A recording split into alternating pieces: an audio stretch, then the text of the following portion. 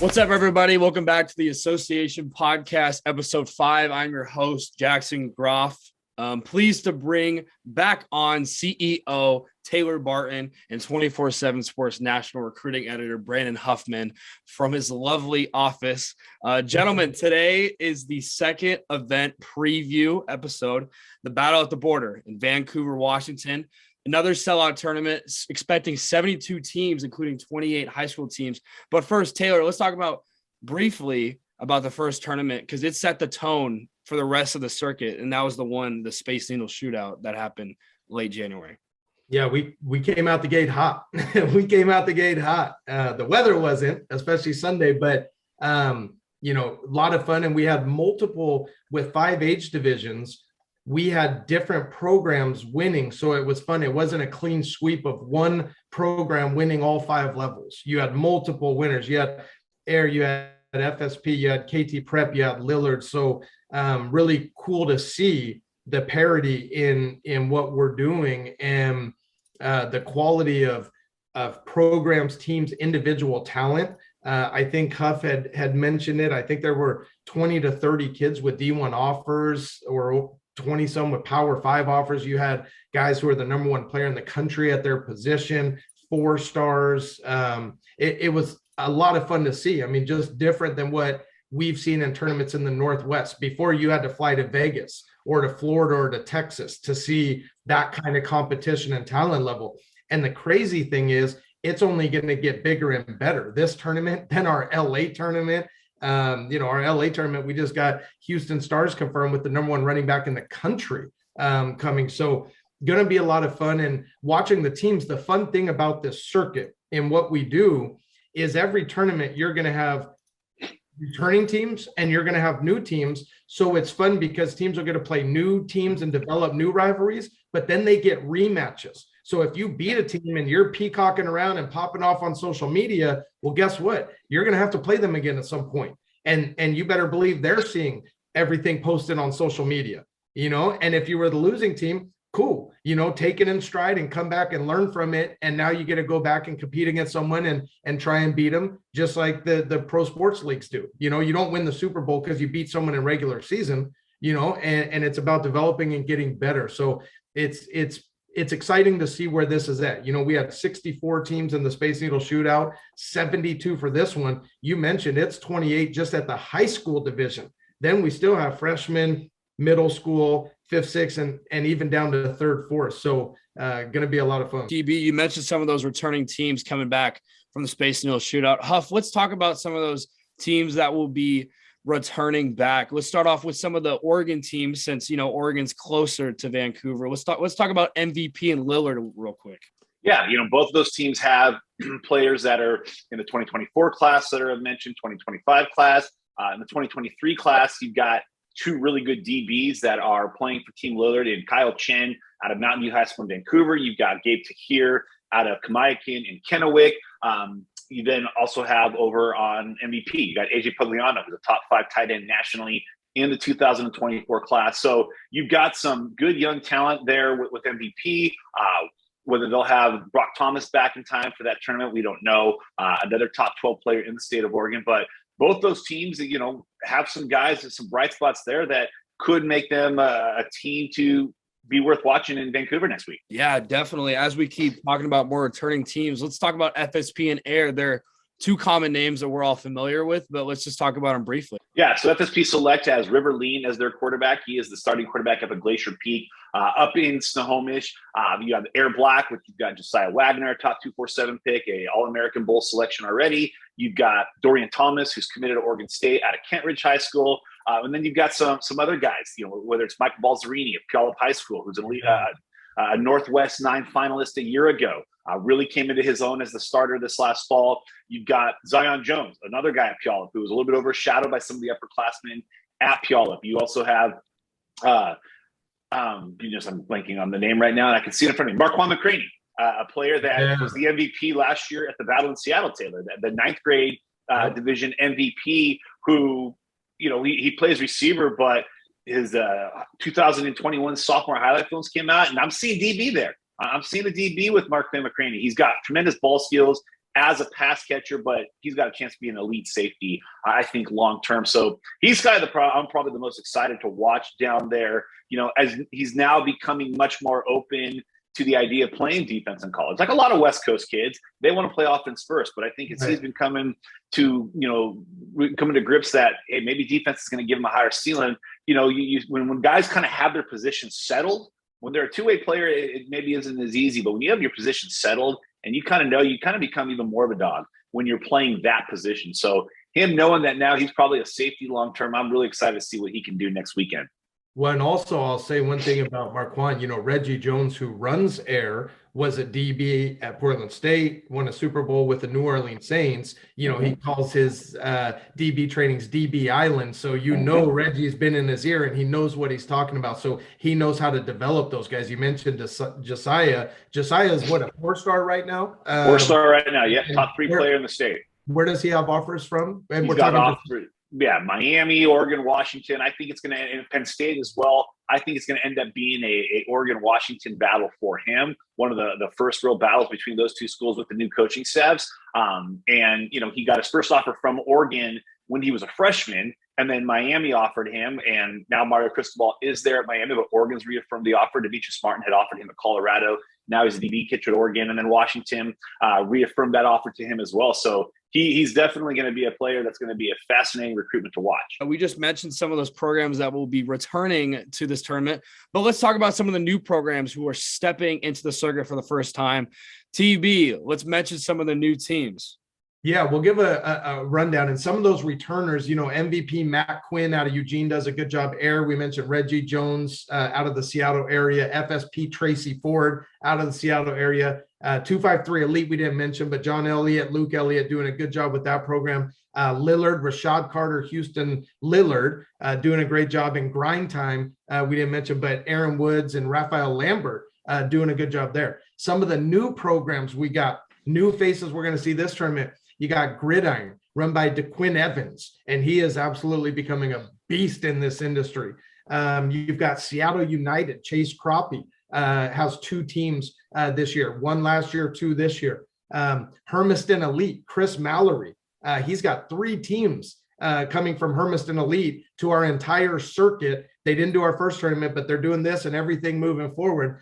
You have VRE, Vancouver Rhinos Elite. James Young is heading up that program. They've got 4 teams in the tournament this weekend. They do a really nice job. You got Gas coming out of Boise, Idaho.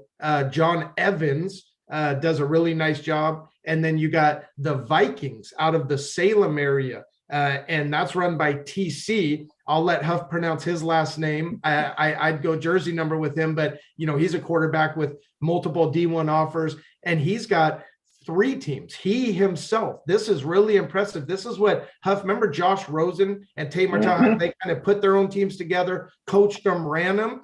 This is not, there's no one running that program that has a gym running it or a parent. This is TC, a underclassman quarterback that has assembled 2 high school teams and a freshman team out of Salem. And that's our Salem area program that we're dealing with. So really excited about that. So those are the new faces in this tournament. 2 of those teams that you mentioned, we'll leave the last third one for later, but 2 of those we'll start off with is Vikings and Gas. Huff, give me the breakdown on those. Yeah, so with Vikings, you had TC Manamaluna, who we actually saw when he was going into his freshman year at a Alliance quarterback camp down in Eugene. And I think he had just gotten his first offer from Oregon not long before that. Since he's added offers, I believe, from Florida State and Arizona. He's a guy that, he's continuing to improve, continuing to get better each and every year. A lot of pressure when you have a Pac-12 offer before you even start high school, but he's handling it admirably. And then with Gas, last year, Gas, I saw them in Vegas. I guess it would have been Bullhead City at Pylon. And I'm looking at a couple of the players on their team, like, God, that guy looks really familiar. That looks like Seven McGee. Thinking surely it's not Seven McGee playing the Boise team. Turned out, in fact, it was Seven McGee, who now played as a true freshman at Oregon. So, John Evans gets some dudes, whether it's the Idaho kids or some of the LA kids. So it'll be kind of a surprise to see who he's got next week. But, Gas had a good little run in the spring of last year. I know Quintez Evans, his son, is graduated, but there's going to definitely be – we're seeing the talent in Boise increase each and every year.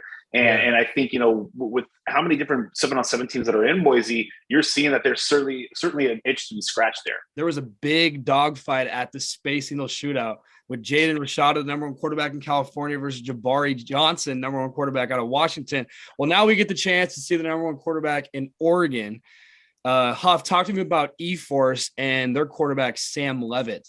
Yeah, so speaking of dogfights, it was a dogfight to see who was going to end up with Sam Leavitt as their quarterback this year. He had previously played for Team Lillard, ultimately decided that he was going to play with E-Force.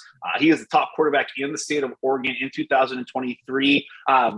Taylor, I think you may have actually coached Dalton on the 7-on-7 circuit 10 years ago. Dalton now plays for the Raiders, Sam's older brother. Sam spent his freshman year in Portland, moved to Utah his sophomore year with his receiver Darius Clemens and his running back Aaron Jones when Oregon didn't play football in the fall.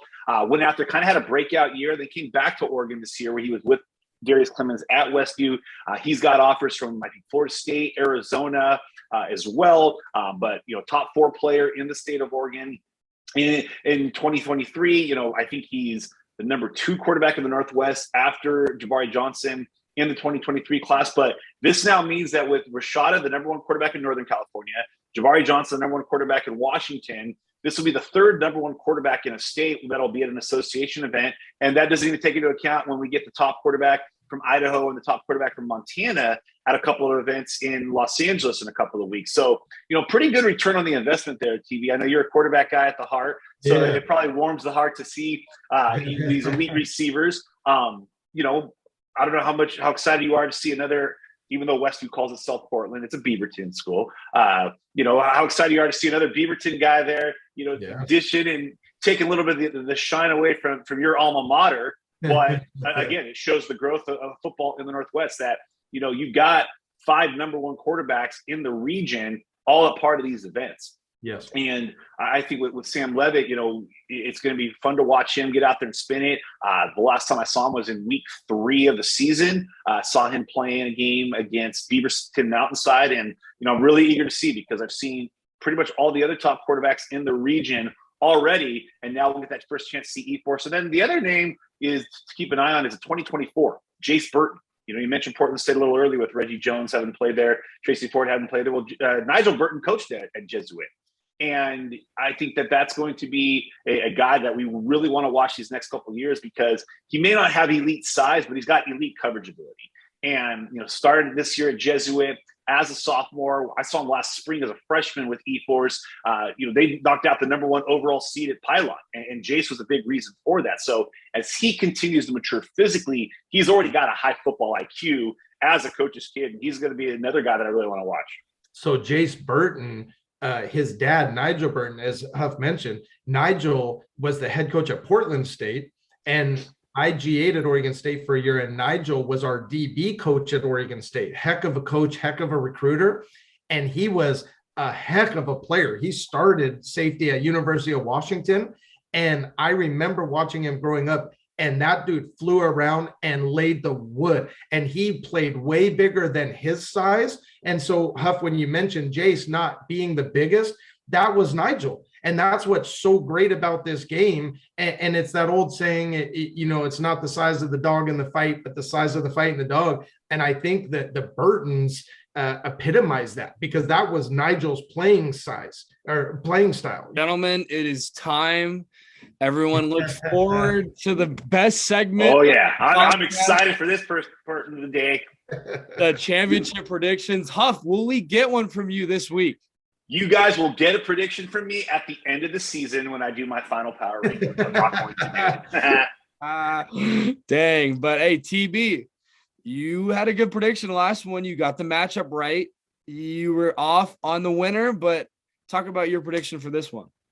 Yeah, and the last one I had predicted KT Prep against FSP Blue Chip in the championship. I picked KT Prep to win. FSP Blue Chip ended up winning. And it's funny because on the predictions, the teams I didn't have in the final, I started getting trolled, by coaches and parents and people, sending me messages, letting me know that why I was wrong. And so there's a lot of good teams, a lot of good programs, a lot of good players. And this thing could go a lot of different ways. In years past, we had it where you knew these two teams were going to be in the finals. This team was going to win it.